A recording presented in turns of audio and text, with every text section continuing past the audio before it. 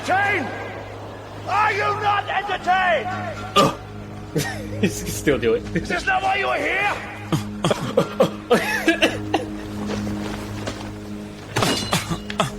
I can't hear you, man. Turn the music up. Turn Why it is he down. making this noise? It's bothering me. Let's go get him again. It's time is for the money, my nigga. Brooklyn, stand up. Stand up, Stuart. Never been a nigga that's good, but it's strong, this hood. Oh, this pop, this hot. Oh, this strong, with so many different flows. This one for this song, the next but it one gets I you in that switch up. energy. This one will get It rid does. of these fucks. I feel like this- They make up shit, they crazy, they don't paint this pictures, would be they on the just workout playlist. trace me. You know what? Soon they forget don't what they have club. a playlist They anymore. moved out from the try Is that to what? reverse the outcome. I don't I'm have to like, work a playlist anymore. I'm not a biter, I'm a Really? writer You for just play? myself No, and no. others. I say a big verse, I'm only bigging up my brother, bigging up my brother. I'm bigging. He said what? I work out to us. No, respect. Yeah. With my own clothes, I only listen to my own content. That's it. That's it. I'm only stuffing this brain with us stuff. Yeah. Welcome to the Lunch Break Podcast, folks. Episode 16. That's right. What more can we say?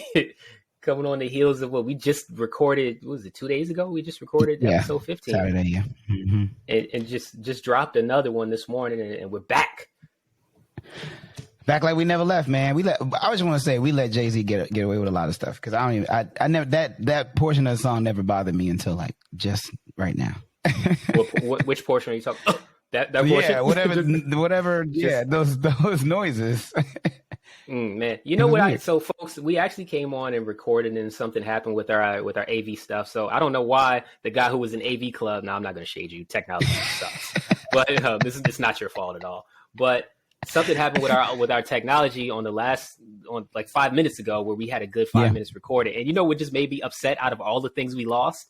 I was upset that we started saying that like for some reason we were just using a bunch of vocabulary on the front end. Oh, that's right. Damn. I just named off a bunch of P vocabulary words that I knew, and I still know them. I could name them, but it's just not natural now. So I'm upset. I feel you. Damn.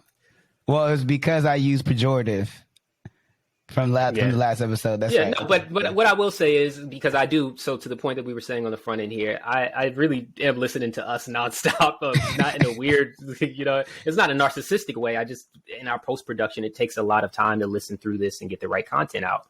Yeah. So I was listening to us for the 50 millionth time, and I realized in last episode, and I texted you about how you use bifurcate. It's like, and then today on the podcast we recorded 5 minutes just before this, you use pejorative. That's and it's right. like, okay, I'm hearing Stu using the words and putting them into his lexicon to make sure that they're added. So what I will say is I actually mispronounced Halcyon on the podcast last time. Halcyon. Yeah, I've always said Halcyon because I've read many, many words, but I don't always hear those things spoken. So to be fair, I mispronounced it. And where we came up with the word today was actually vertebra prominens. It's because I went to look it up because I was saying 7th cervical vertebrae was it. And so we're getting smarter as the podcast goes as well, folks, I guess is what we're trying to say. Learn with us. Yeah, learn with us. So you use pejorative, and then when I spit off a bunch of like, you said you hated Jay-Z in that era. You said something about he was, I used the term pugilistic for some reason. So he was saying he was so combative or something like that. Oh, no, I was saying he's litigious. I don't like using Jay-Z songs for podcasts because like the copyright is like so quick. Got you. I thought you were saying in his bars, and I was like, why? What is he talking about legally in the bars? Like, who's he going to sue?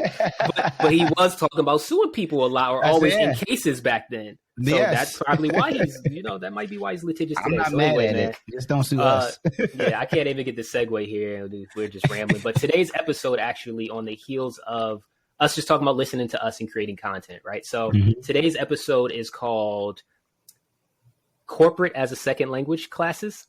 Yes. It is a play on ESL, and it's because Stu and I just finished our work days. We're in the back end of our work days, had meetings all day long. Thank God.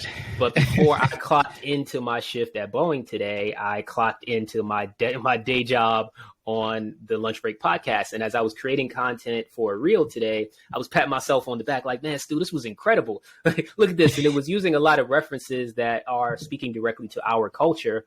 And then I experienced a bit of strife afterwards in trying to transition between that role and the Boeing role, because I realized I had to go I had to go use the language that is not my native speak. Yeah. Like it's just now when I got to go speak in my normal language, now my second language, which is corporate, I have to now go figure out how to communicate in a way that is tailored to an audience that does not reflect me broadly. And that's always a struggle because my references, the things that I engage with on a day-to-day basis, they don't land in the same way in a corporate environment. And Stu, I sent that to you, and kind of what were your thoughts when I was like, man, look at what I'm dealing with? Yeah, I mean, well, we've always had this conversation. We've always talked about the masks we have had to wear. You know, the corporate mask that you've done as a drawing, and it always spoke to me because it always felt like that was the world that I was in. I mean, from my Turner days, like early days, just like my sensibilities and how I move through the world is just completely different than how other groups that are likely the majority in corporate American corporate settings move and have been. So in a lot of instances, you learn how to communicate in that world, but that's not necessarily your native language. Like it's not. Yeah. It's not natural. It's not natural. Yeah, it's very intentional, and it kind of has to be in those spaces, especially when you're starting out in your career, right? Because you're trying to be likable, you're trying to, get the promotion and get some of the tidbits and some of the secrets of the institution that you are matriculating through. So. Yeah, I mean, I get that portion. I identified with it in a way that was very real because at Turner, I was the only black male at Turner Entertainment. There was no other black male on the floor. And so you are constantly dealing with people that live in a world that is different than yours. Yeah. So what it's making me think about, yeah, absolutely. What it's making me think about in this moment is that idea of how it's not natural, right? And it has to filter through something because I show up and I'm presumably able to be myself until I'm confronted with the fact that being myself and all that comes with me culturally puts me at a disadvantage in the room from you being able to understand me. So I don't speak to speak. And because that is not naturally what I'm supposed to speak or what I've spoken in my home, now I have to contort it, shift it. It has to go through a processing system. And in many ways, I'm pulling from prompts. Yeah. And, I'm also thinking of earlier when we just connecting it to the content that we lost. So you brought up pejorative. For some reason, I started just giving you those P words. It was like pusillanimous, pejorative, pecuniary, pugilistic, right? So all of these things start coming off and we laugh. And I was like, and I could still be replaced by AI. Yeah. and AI, right, with ChatGPT and things, natural language processors. And in many ways, I feel like a humanoid robot in these spaces. Like I'm just trying to process to get it through how to give Zan GPT, give me a way to reply to these people that uses the Martin reference, but in the way that they would get it. Translate that reference to something that's not Martin Lawrence. And that's what I'm trying to do. No, yeah. Like FX told us that. Yeah. It is the one. But and I have all of those things as well. But it's actually it's funny because I also equally enjoy those shows. I don't enjoy those shows because I'm proximal to people who look like the folks from those casts. I enjoy those shows because I had an aunt that introduced me to them, and I like the intelligence and humor in it. But yeah, I was going to say in that same vein, I'm not as when we talk about what we enjoy outside of work, just to this TV watching thing, I don't think I'm going to work and talking to my colleagues about me watching BMF. Right. But they can come and tell me about whatever show they want to tell me about that I'm not able to attach to because culturally it is not necessarily a part of a culture in which I participate. But, we have that thing where like, can I talk about can I talk about the drug dealer show? Why is it okay to watch Ozark, but I can't talk about BMF? Right. Yeah. Those types of things. Or when you're asked what is your favorite song, and I've had mentees come to me many times and say, well, I mean, I want to say I love Meg Thee Stallion, or I want to say this, but I don't really think they'll get it. And it's like, yeah, I spent years telling people that MGMT Electric Feel is my favorite song. This is one of my favorite songs. Yeah. But that was the safe song for you. So what has that been like for you, man, in your corporate career? Oh, I mean, that's, and again, it's not because we're being inauthentic. We just want to be palatable. So it's one of those things where, why should, what, see, no, I'm not saying that. Yeah. I mean, I'm not saying that, it's right. I think it's more so that I'll be honest, with getting into my career, I just wanted to be good, and I wanted to learn as much as I could. And I didn't want there to be any reason why we couldn't communicate. In a lot of those instances, you have to run your response through a filter to make sure they can identify with the subject matter or the example you're giving or what have you. And so communication is so important in those structures and institutions that I knew that the easiest way for me to tell this or to explain this is probably with a movie that I'm almost sure you've never seen. And I need to find something else that you could connect to for that to be a thing. And so when you're trying to make friends or you're making friends with other people, it's difficult when you can't connect on whatever it is. But so, keep in mind that we live in their world on some level when it's in a corporate structure. This is something they've created. So here's an example that I think would be really good for context in this moment. So if everyone watching, so if we're on a Zoom meeting right now and these two screens and it's the two of us, and then there are 10 people on the call, 8 of those folks are not black men. Yeah. And are from the same group. So let's just say 20% black men, 80% other. And all of those people share an experience, a lived experience. And I look directly at Stu and I start saying, just like when Marcus did such and such in Boomerang, man, we're keying it up. Yeah. They feel excluded. Yeah. But that happens to us all of the time. All the time. Yeah, it's true. It's like, it's nonstop. Yeah. Here's an interesting point. That was also kind of what the beauty of Chappelle Show was. I felt like was something that we all watched. Now everyone took something different away from it, right? Like we're watching the same thing, but what we found funny and what they found funny or what others may have found funny were two completely different things. But the fact that we were able to watch something and talk about it, I think was probably one of the first times I was like, okay, this kind of works. And I was also high school as a nod to the last episode. I have a lot of nods to the last episode. I was going to take us down a Chappelle conversation, but I don't know that needs to happen right now. Fair enough.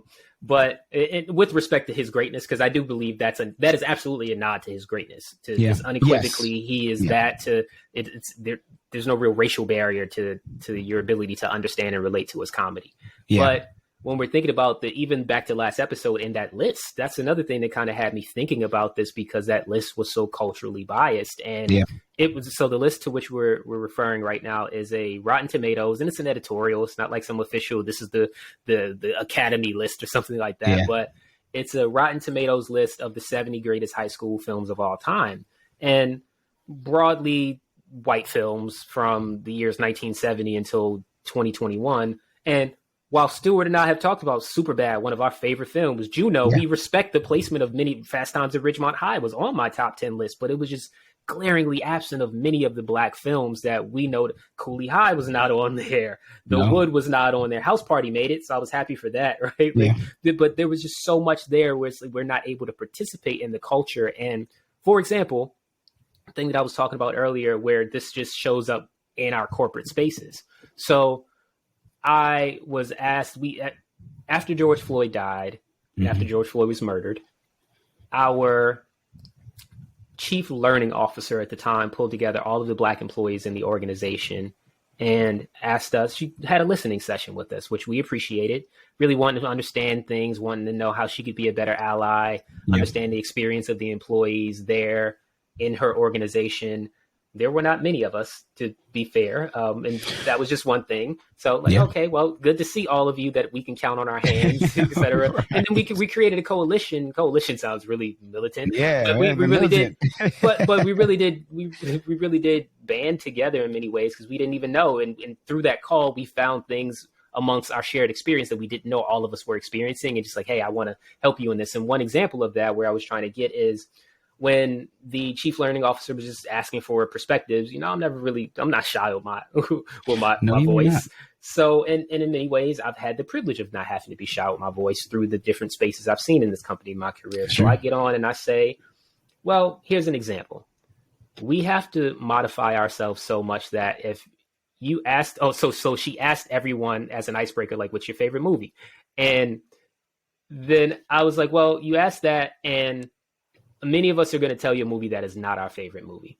We're going to tell you a movie that we think you've seen. Mm-hmm. And it's like, so my real favorite movie is Boomerang. And you probably haven't seen that movie, or I'm going to make the assumption that you haven't seen that movie. And oftentimes we do that and we come up with the safe movie. So I tell people Back to the Future because it makes me, to your point, Stu, it's palatable. I don't have to have a follow-on teachable moment conversation and try to explain the film. God, and like, yeah, there's assumption on both sides. Oh, yeah. So I made the assumption that she did not see it. Yeah. But that's just what we confront, or what we face all the time, whereas we're confronted with, okay, when I'm in Poland and the American teachers are doing the talent show, they're like, let's sing this Jefferson Airplane song. And I'm the only black, not only am I the only black teacher that's there, I'm the only black person in the school of 130 people. And many of the students had never seen a black person before. I think I've told this story before here. And I'm there and the teachers are saying, Zan, what do you mean you don't know the lyrics? So it's like, I need a little more time, y'all. I've never heard this song by Jefferson Airplane before in my life. I need a little more time. Yeah, just like give me, like you're making me a stage kid right now. And I'm trying to participate with you all, but understand I am othered in this space. And your culture, just because it feels like the dominant culture to you does not mean that it permeates every space of life here in America. Right. And it's just one of those experiences where I'm like, hey, I mean, don't make me feel bad because I'm different. It's just, so then that's where we come to translating these things, CSL, corporate as our second language. We have to process through it, man. And it's a lot. I mean, I think as you start to gain confidence within your industry, your space, the company, you build your social capital, and you've worked on different things, coalitions with other people, coalition of the willing. Yeah, man, you end up growing that level of confidence to where you're like, it gets better over time, because I think you become more grounded in what you can and can't say and how you say it, things of that nature. But at least initially, it wasn't any of that. Like I don't know that I was going crazy hardcore Jay-Z at karaoke's. I'm definitely hitting the Journeys and the Oasis Wonderwalls. Well, I have a question about how this has twofold from a career standpoint. So one, the psychological effects and implications, and also within that, as someone who is and has been in marketing in your career, how does that apply to, you have a vernacular that you use, then you have to come and confront what is oftentimes shrouded as professionalism. And then also there's the mainstream layer on there, and of which your culture may not be mainstream depending on the customer to whom you're marketing, right? But like, how does that play out for you in your career? Well, it's been unique for me, right? Because if I'm at a Hulu or a Turner, which they're different, but they're closer in terms of culture, the way that plays out is exactly how you spoke of it, right? Like, instead of saying Boomerang, I'm probably gonna say Back to the Future. That's a movie you've seen. You know this movie. Whereas my matriculation took me to Twitter, which was a cultural platform. Like the stuff that we were highlighting and the things that we surfaced, if you want to use that word, are things that the culture decided were important enough that we should probably take a look at these different things. So it wasn't as bad, though obviously there's still those places where you're like, okay, I also don't want to have to spend the time to explain to you what this is. It has an effect on productivity. Absolutely. Yes. Yeah. And it's like, I'm going to answer because I need to get this done and off my plate, not because I think that this is the most effective way to get X, Y, and Z done. So that's kind of where it's definitely shown up. But for me, like I said, like as I got older, it was just kind of like whatever. Like we think about even just how we look right now. The fact that our hair is long and yours longer than mine, obviously, and we're wearing. You think I was going to check you on that? better say that I got more hang time. And we have a face full of hair.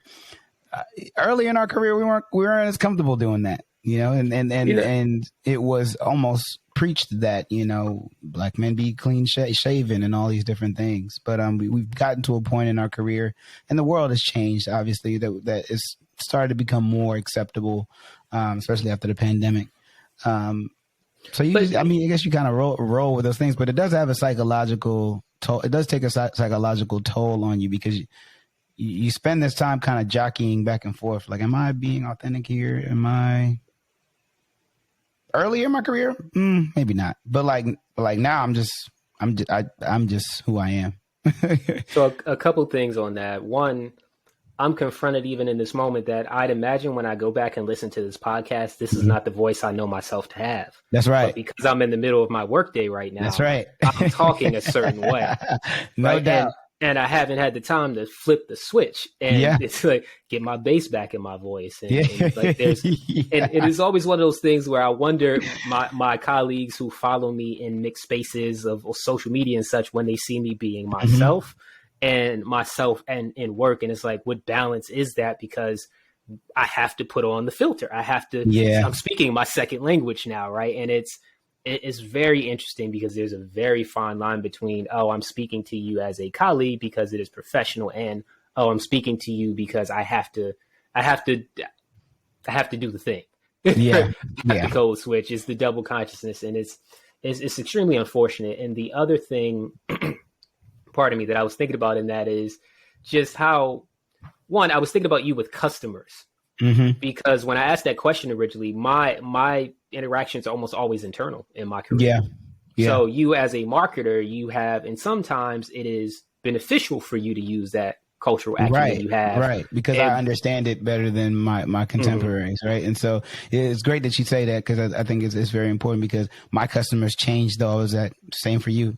My customers have changed, even though I was at the company for a long time. You know, it went from talking to other advertisers and working with other people on that side that bought media on behalf of brands. And then it shifted to the agency leadership at an agency, where I'm talking to them as to why this company is good for what they are trying to accomplish for brands. And then it shifted to Twitter as a brand in general. What can we get behind and support to push Twitter's brand narrative? So my customers were just kind of changed. And so, yes, towards the end, it was great, because I had a proficiency in what cultural currency means. So it's like, I'm informed here, right? If you do the Dason model, I'm consulted.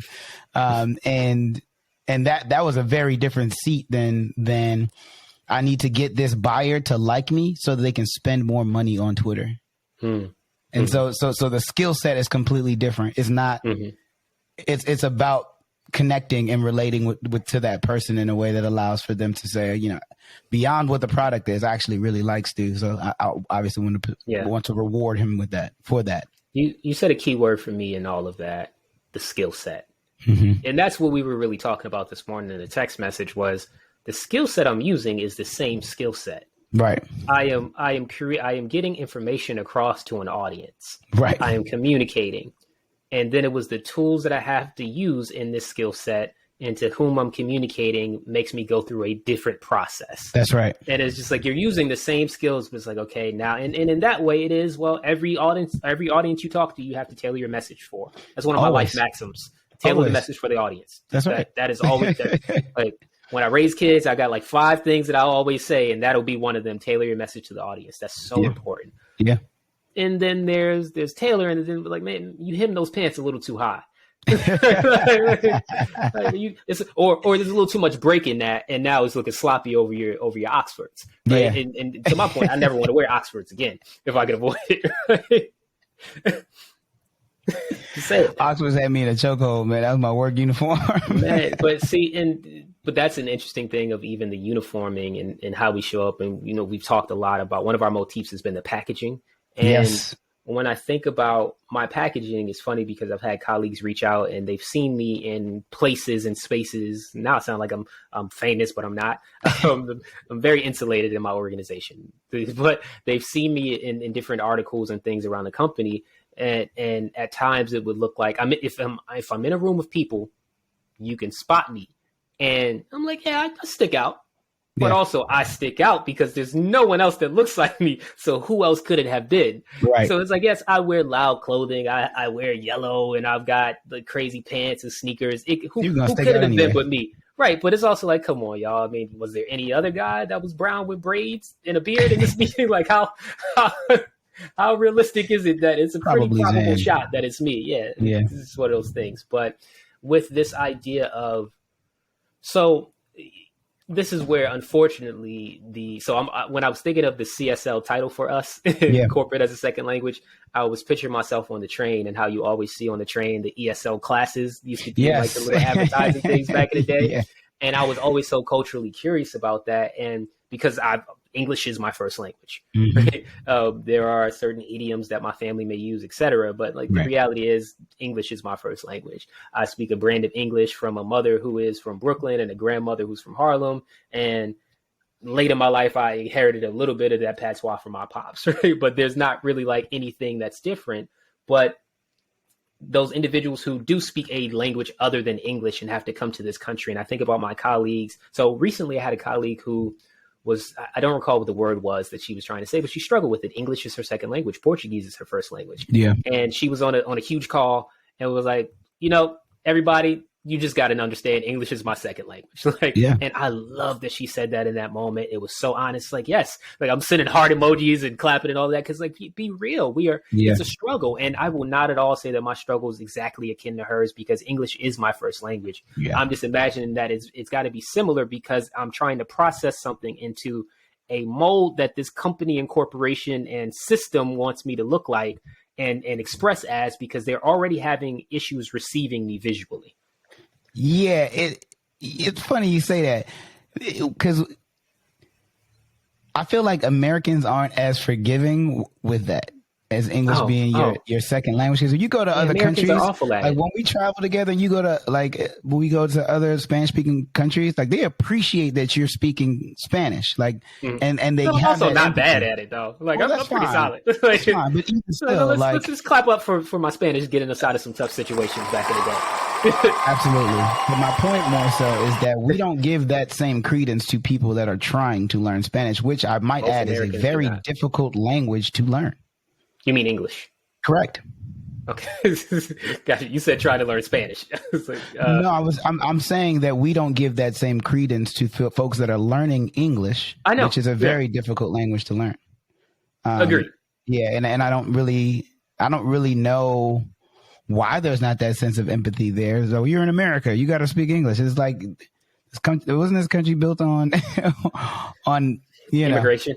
Yes, that's like being a melting pot. Wasn't that kind of the idea? Which in Spanish the term is crisol, un crisol. Right. Why do I know these words? It's helpful. Look, get us out of situations, but that's the thing, man. Where it's just this idea of having to. So anyone who's ever tried to learn a language, what I've always heard is that if you are learning a second language, you know that you are actually fluent and proficient in that language when you no longer need to say the word in your language in your head and then convert it to that language. Yeah. So when you're no longer translating and you're thinking in that language, then you know that you're fluent.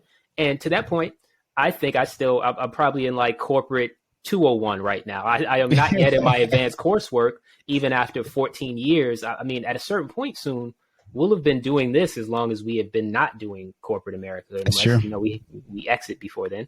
But there's and that becomes a thing of how have I've not lost my accent, right? I've been in this land for so long, and still I have to translate in my head to be able to even speak. And just one thing I'll ask you then is, when you come with that, back to it not being it's not efficient or productive, what I've found is that it takes me very long to write emails, a person who has a mastery of language, because I'm like, how do I get this across in a way that this person is going to read it and really understand what I'm saying, and talk more about what that's like for you. Well, shout out to Grammarly because that's super helpful. Because it reads tone. So I'm like, but yes, I'm a person that it does, especially important emails to higher ups and also feedback emails is it takes me a long time to write it. And I used to joke about that all the time when I was working. I mean, it could take me up to an hour and a half to write certain emails. I'm doing other things, right? But I'm going and I'm coming back. And the idea is, a lot of the stereotypes just kind of get to us, right? You don't want to be the angry black man. You don't want to be the angry black woman. You don't want to, you don't want to be super long-winded. You don't there's all these different things that you're thinking of while you're writing these things or you're delivering a message that shows up in that process of creating, whatever that communication is going to be. So, and then your name is attached to it, and you're one of the onlys. That's right. And you're one of the onlys. That's right. And so, you misspell something. They're like, oh, well, I thought he was supposed to be sharp or what? You know what I'm saying? Like, there's so much that goes into it. There's a lot of pressure on us to excel at the level because you're the only presently. You don't want to be the last.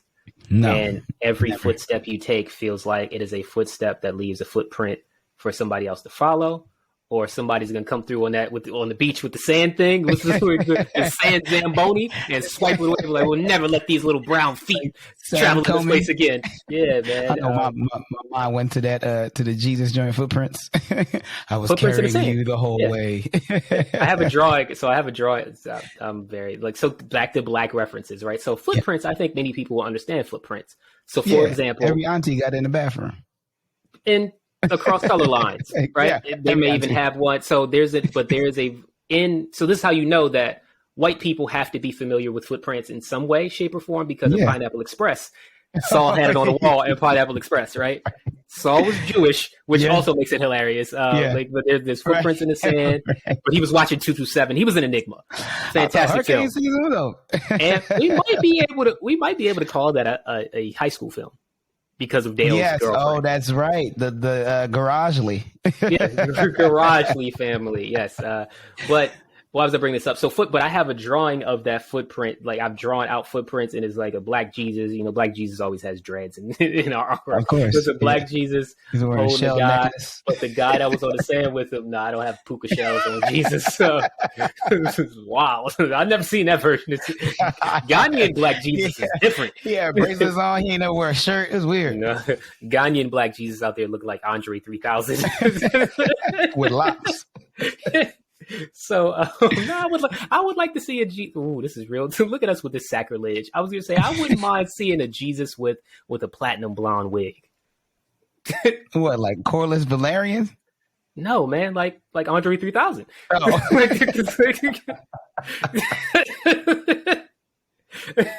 No. Not at all.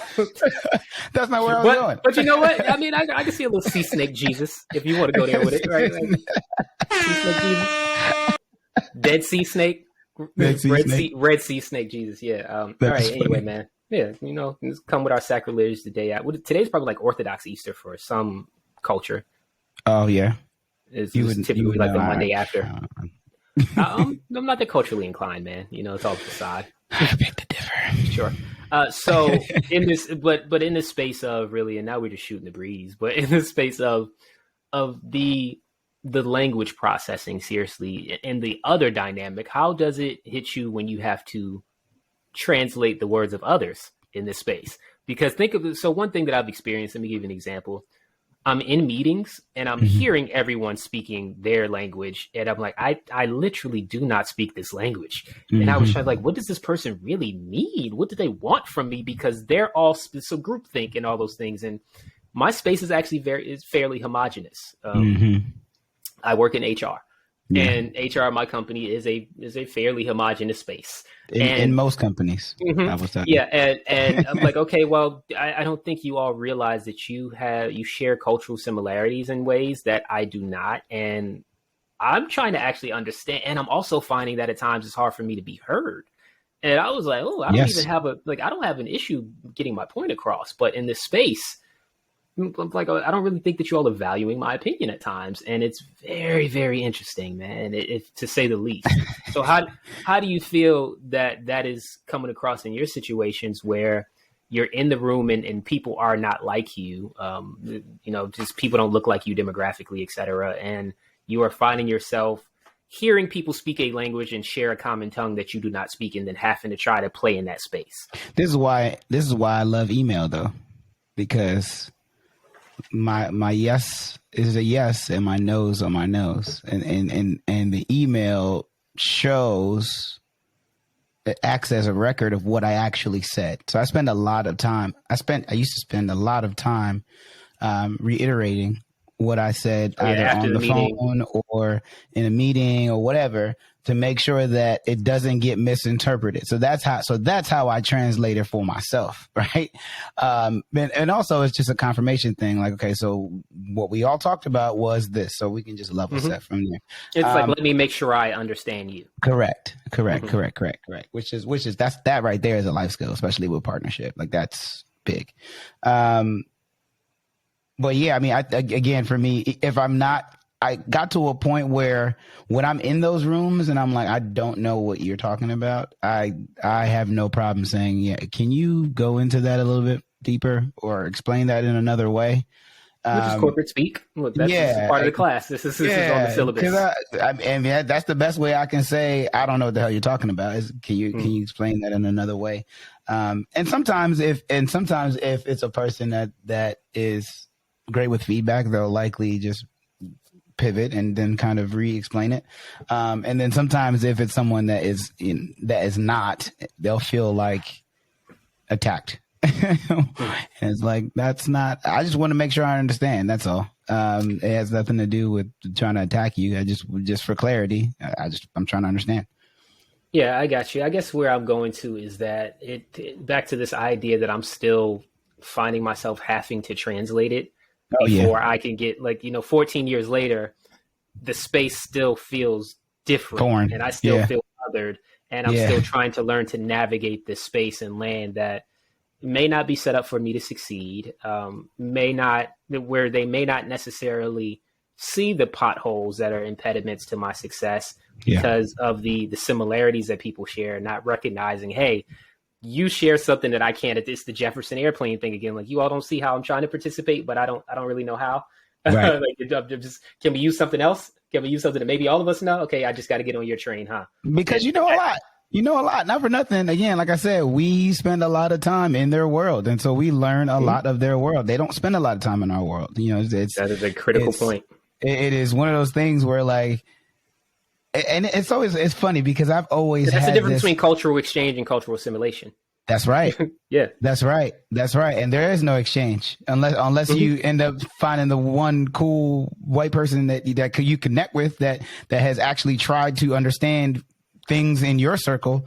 You're likely not going to encounter that. And it's always funny because it's like, outside of work, I wonder how people of the white community meet other people from other communities. Other communities? Yeah. Like outside of how do you meet people from other communities? Like, we have non-black friends. So yes. I think the question could be asked of anyone. Sure. But in a lot of those instances, I can't speak for everybody. I can only speak for me. I was the initiator. I was the person that was, interacting on purpose to try to get something out of them. Mm-hmm. And I'm just trying to think if that's been a common thing. Well, what I'll just say is I don't necessarily share the same exact thought, or I haven't actually questioned the same exact way. But when you have examples of the television shows, back to what we were talking about, of those spaces that we've seen, and you have Friends and you have Seinfeld and all of these spaces where they live in a world completely bereft of black people, except for like one or two drops every 17 episodes or something. It's like, how could you that can't possibly be New York. Right. Like, we know Friends. Friends, Seinfeld. I said both of those shows.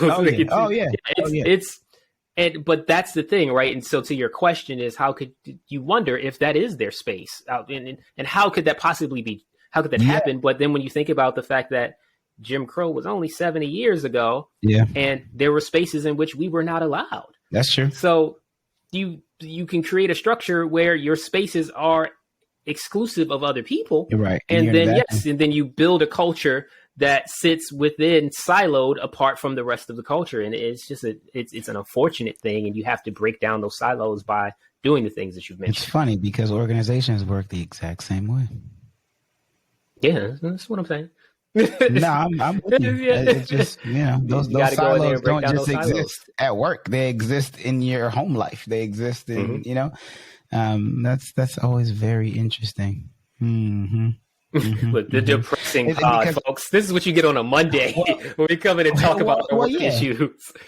Well, I mean, so let's set another way, right? We think about the culture, right? We think about, the things that we're into, and not until it's one of those things where it's monetizable is our value really seen, unless we make it by ourselves and we kind of do it on our own. But, when you think about music, you think about fashion, you think about sports for that matter, the conversation and the things that are cool, let's say, the social capital of it is almost driven almost exclusive by our culture and the things that we value or we see as art or we see as beautiful. Becomes the popular culture of America. And by and large, that's when we're sought after. That's when it's like, oh, we need a soothsayer. We need a translator for this culture that hides in plain sight, but we don't speak the language. And so we don't know what to look for. I've not had that same experience. Okay. So partially it may be because of the two industries, the differences. Because your industry is very culture forward, and my industry and very much my job is trying to embed.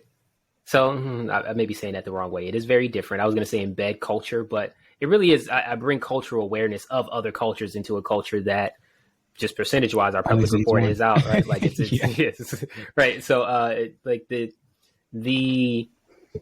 I find myself not being asked if. Like nobody's asking me about the playoffs or that's which playoffs, right? Because I mean, there's several sports, but I'm not those things where it's what LeBron wore.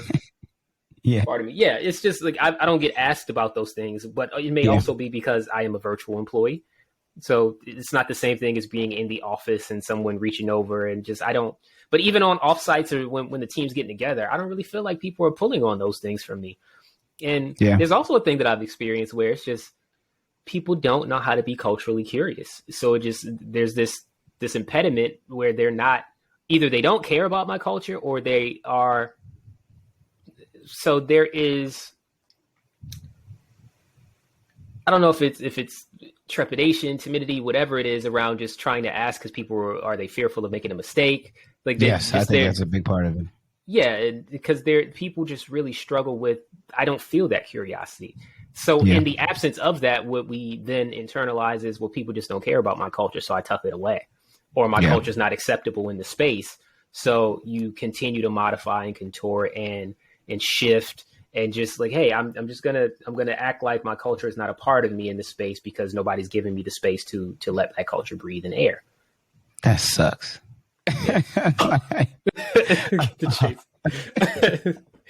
Does Jay-Z get his culture in the air on the front of the track? You all don't know that I listen to music with guys that go, and they like, we don't want to know. Yeah. But see, like there was such a long time, man, just even to that music note where if I would drive a coworker somewhere, I would get in the car and if gospel? I didn't, no, it was before my gospel, no secular music before noon thing. But it's like if I get in the car, one, I'm trying to hit the button on the volume as soon as I get in there because I want to make sure that whatever song is about to come on is going to say the N-word does not come on. I don't know what's going to automatically play, so loud. but I know that N-word is coming off of there. Or I'd leave the office a couple minutes ahead of them and get to the car and have the MGMT queued up, or have Empire of the Sun, or Phoenix or something, just like anything else. Because I like baby. Right, you're right, man. Like there's so much other stuff, and I listen to a plethora of things, but that's probably not what I listened to when I got to the site that morning and took my do-rag off before I walked into the building. No, because because you're about to go get MGMT at work. So like, I don't know that you need, it's like, okay. All right, I'm bringing sand to the beach. Here's a moment that we discussed not too long ago, and we said we would bring into the podcast because we really do like MGMT. And Oracular Spectacular was a phenomenal album. And for the folks that do not understand that reference, that is a Jim Jones reference that Stuart just made. So the not the Jonestown killer guy. We're talking about Jim Jones, the rapper, since we recognize the cult. Yeah, not the cult leader. But we are. See, man, this is why. That's perfect. That's perfect. Chill, because Rick Ross and this is perfect. Keep going. No, man, it's like you completely took me off another place, man. But what were we talking about? So MGMT and Oracular Spectacular is a phenomenal album. But remember when we were talking about the fact that Electric Feel might actually be more fire than the Frankie Beverly Happy Feelings joint? Yes. And like that's not something that, as a black person, we could lose. Yeah, for be careful that. with that. Like, they may never let me cornrow my hair again for saying something like that. But like, legitimately, I'm putting MGMT Electric Feel ahead of Happy Feelings. I'm fine with that. Like, and remember when I said to you, he was like, "Yo, just play it real quick, bro." And he was like, "You might be right, bro." I'm totally fine with that, because anytime I get that first, I'm like, I'm ready to go. That's my joint. I love that song. I love that album. I mean, I played it the other day. That's the album that, like, it reminds me that I'm into very podcast. I know. It just reminds me that I'm into a lot of very different weird things, and I just appreciate having that balance, Well, and why those things weird? I mean, I guess for me they're weird because I don't know that I ever saw myself getting into that kind of music. Okay, so because I can't do like hardcore. I can't do like hardcore. There was a couple Korn songs I liked. There was a couple. No, that's just a completely different genre. Rage Against the Machine type joints. But like the heavy metal stuff, some of the heavy, I'm like, ooh, that's a little too much. MGMT isn't metal; it's just rock. And it's almost. I mean, I know that. Like, yeah. What are those things? What are those? All right. So what are? Yeah, absolutely. What are those? Man, that was such a good album, man. We should have ended with something like that. This is kind of funny in the fact that what we do have queued up for our ending joint, like just to our musical tastes and how varied they are. It's gonna be perfect. But you know what? You love Dave Grohl. People can tell that through our music. You like the Foo Fighters. That's a good point. You like the Foo Fighters? Yes, I'm a huge Foo Fighter fan. Yeah, I mean, I love Dave Grohl. Yeah, I just said that's what I was saying on the front end. You love Dave Grohl. Yeah. Like there, I'm trying to think of who else do you like. I can't do Nine Inch Nails though. Too much. Yeah, I'm cool on that. Did we ever talk about back to like embarrassing childhood memories? Did we ever talk about that kid in middle school who bought me the Kid Rock Devil Without a Cause CD for my birthday? That joint had Ball with the Ball on it. Yo, that's crazy. Rebel Without a Cause, Kid Rock. Oh man, I remember the album cover and everything, man. To this day, this is wild. Was that the one where he's wearing like the white suit? Was he wearing like a white something? Like I think the album cover was red. Okay, never mind. I hate what our podcast has become now. You're not messing with Ball with the Ball, man. Litigious Jay-Z is gonna make us take him off the front of this track. We're talking about Kid Rock right now. This is what y'all decided to do. You got to take your Brooklyn joint off, rip the pit off the back right now. Like, nah, we lost it, man. This is what we become. This is what corporate America has done to us. Yeah, man. We've been washed for many other reasons. So I mean, can't name one song from Lil Tyler. And I don't even know that's how you say it, yo. I know nothing about music right now. I don't know anything about these new kids. I don't know anything. It's passing me by. You know more than I do. I don't know any of these. I listen to a lot of old music. I'm cool with that. I'm looking to elicit a certain feeling, especially, and I mean this, especially while I'm working. Certain songs and certain things I can't play. So, like, when you listen to trap music when you work, what type of energy do you go into meetings with? I can't. I don't do it. What song do you use to prime yourself before going into a meeting where you have to translate yourself into a different language? What type of music do you listen to?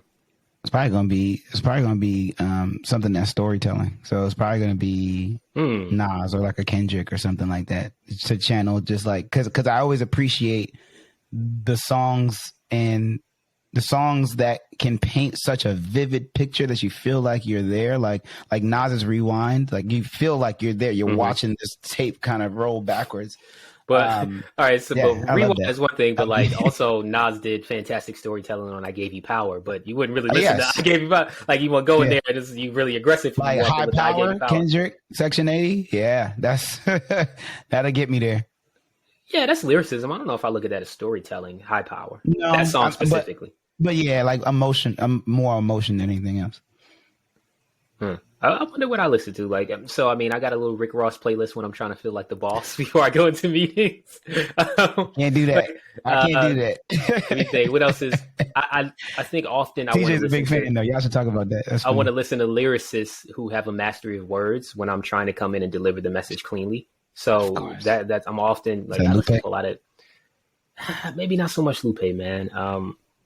You know, I'm the biggest Jay Electronica fan in the world, weirdly. So it's probably like a lot of Jay Elect, and then that's probably not actually what I should be doing because I'm supposed to be making things simple when I'm coming in and being extremely complex and nuanced and multi-layered. And I've actually found that to be that I don't feel as if I truly do have the opportunity to exercise that literary gift at work. And I do, but it's in a different way. That is. Yeah, and yeah, it's just I felt that I've needed to simplify things, and it's really difficult for me to be quite honest because my brain does not process that way. Even back to it's not as if I'm trying to be pedantic or trying to be this like I'm not trying to put on or anything or be like I am really. Like it's just these are the words that come to mind for me.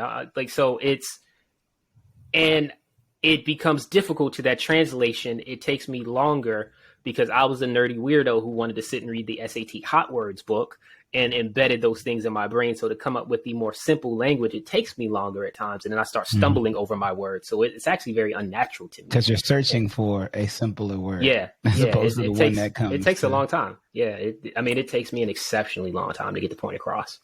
Corporate as a second language is an actual thing. You do have to learn that. There is a skill to that for sure. And I mean, even there are specifically even in the I'm building decks and PowerPoints all day, and it's about like how do I get this message across? I know what I would do to get a message across to my people, right? But now I have to get a message across in a different way, and what types of things trigger people.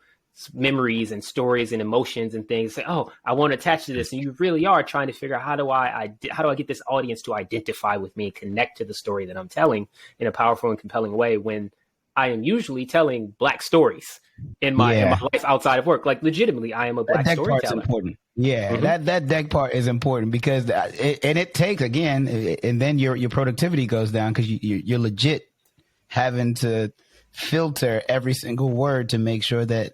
Will they get that? They probably won't. They're probably not going to get that. So let me try something else. Let me use something else. Especially when it comes, because we all in a corporate setting use analogies. Now we have a smaller subsect of analogies that we could use with this audience because our frame of reference is large, but what's going to actually land is where we concern ourselves when having those conversations. Yeah, well, and that's the interesting thing about storytelling, because when you are telling a story, it's facts, it's data, it's words. There are a lot of points, there are pictures and things, but there's no such thing. We've said this before. There's no black math. So the numbers are the numbers, but the way that you demonstrate, illustrate those numbers to the audience then becomes what you put around. It's like, well, can we just focus on the number and focus on the action thereafter? But there's back to how you received and that packaging at times. It's like it makes people. Why is that such a distraction to you? If I put a number on the screen that says 87%, so what? That the mouth that 87% came out of had a bunch of black kinky hair around it. It was 87%. Let's keep moving from there. They're gonna challenge you off top. You're like, this guy's know what the hell he's talking about. And I've never heard that. To be fair, I felt. Well, I'm sure you have. No. But I want to be clear. I felt it. Yeah. And yeah. You feel it for sure. Oh, me too. That's why I said it, because in first of all, people are weary of stats in general, right? They're already automatically like, all right, well, you're trying to use this to prove your point. Like, you use whatever numbers you want to do, X, Y, and Z. But coming it's the from same me, reason that the year. Never mind. I won't make that point. But coming from me, coming from us, it just feels like there's always going to be that level of challenge. For whatever reason. I mean, I think we can surmise what the reason is. We can deduce what the reason is. But yeah, it's not a great feeling, because especially because, and you're probably like me in this regard. Like, I'm a person that will prepare so my anxiety goes down, and I'll prepare until I get to a point where I'm like, okay, I'm proficient. I know what I want to say. I know the points I want to hit, and I don't have a million words on this slide. So the storytelling and the talk track becomes increasingly important. But that's the psychology that we've devised in being in corporate America for so long. I mean, what do you have any advice for a person that is trying to not lose it at work? Yeah, I'm just coming up with just aphorisms. Stay 10 toes down. Just man, keep your head up. Keep your head up. Rounds. So yeah, but that's really what it is. It's all of those same things, man. And it's important to, just being extremely serious right now, you have to know who you are before you enter these spaces, because it is very easy to lose yourself. Yes, you can. Absolutely. When I was in St. Louis, because I would go to work and I didn't know people outside of work. I was brand new to the city, didn't have any friends or family there. I would go to work, and for 8 hours, I would speak in a completely different voice. I would adjust my thoughts and actions to be amenable to the people in the space, and to find out, like, try to, as we were saying before, try to use their references to build leverage points and rapport. And then I get home, like, well, and I didn't talk to anyone. Right. So you get off of work at 4:30, you don't go back to work until 7 something the next day. And it's like, well, for hours, if I did not get on the phone, I didn't even know who I was, because I didn't even hear my voice again. Yeah. So and if you do that cyclically nonstop, right, you can legitimately lose yourself. It's like that movie Living Large when T.C. Carson turned into a white man in the show. But it's like, it's such a ridiculous premise, but it's also extremely real. This is why you can't talk. This is why we can't talk in corporate America. I don't even know. You wouldn't get that reference. Nobody's seen. So I hope that our non-Black friends out there listening are sitting down, fervently jotting down all these cultural references. Like, yes. They've got the worst watch list of all time. Like, I wouldn't want to tell anybody to watch T.C. Carson and Living Large. It's a sign reading. You got to understand us. It's one of those things. We talk about cultural curiosity. So, I mean, I'm hoping that even by them listening to this podcast, they're at least learning some things. And hopefully it empowers them to be more culturally curious, because I think it just makes you become a better citizen of the world. Yeah. And, then we'll decide if we even release this for them to get all of these things. It's like, I'm not quite sure how I feel about us recording after workday, because we might have just been sitting here sounding off on the establishment. Man, you know what I'm upset about? Let me tell you. It really grinds my gears. Yeah, getting really, really cavemanish. Like, I was down at the gravel pit all day, and I'm sitting down at the rock quarry, and this is what happens. Yeah, man. It's just, now I got to go home, and my brontosaurus bone ain't ready. That's the second Flintstone reference in as many episodes. Dude, man. I love the Flintstones. You know the Flintstones on HBO Max? It's on HBO Max. Oh, yeah, makes sense. Yeah, Warner Brothers. It's a Warner Brothers property. Yeah, the Jetsons are as well, or the Jetsons as a show is. And I watch the Jetsons a lot, and I'm like, man, he was going through the same thing with Cogswell and Spacely that we go through at work. It's like this. They were teaching us about corporate America. You've seen the things where they show, like, he was on Zoom calls and all that stuff. Yep. Like, it really is what we're doing today. Yeah, and then he has the panoramic roof. So like, we're pretty much the Jetsons. Taking a long time to get there, but we actually are here. We're just waiting for hover cars, man. I mean, they're here, but will we ever be able to afford them?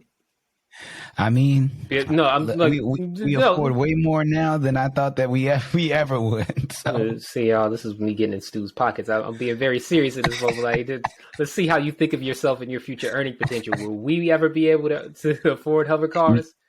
Never say never, man. Never say never. I'm just saying. I never thought that I could afford an electric vehicle, but I'm pretty sure my next car is going to be an electric vehicle. Fair. Yeah. I mean, that's just smart. That's just smart. Yeah. It's the way of the world. These gas guzzlers, these German gas guzzlers that we out here. Well, these batteries ain't great for the environment either. That's a whole nother conversation. Yeah. Sustainability matters. And, one day we want our children to inherit a world that has something left. Al Gore tried to tell us this years ago. Like, we just didn't listen. He sure did. Hey, man. Oh, gosh. We lost it. Al Gore's internet. Thank you, Al Gore. Yeah, so in the space of some of our favorite white folks, you want to play us out on Tina Marie?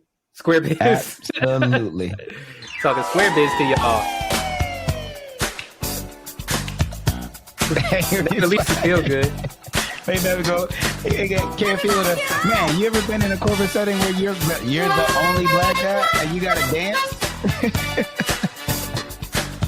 Look, I need my tambourine. Or play the harmonica. I'll always sing for my supper, baby.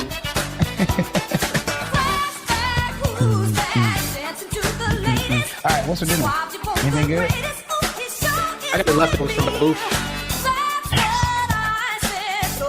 The Royal China last night, so I have Royal China left over too. An abundance of riches. To get duck on Easter. Man, you definitely gonna afford the hover car. You will then. Afford the hover car. I'm wasting my money on eating out. Look, Square Biz. This is language 305. Square Biz.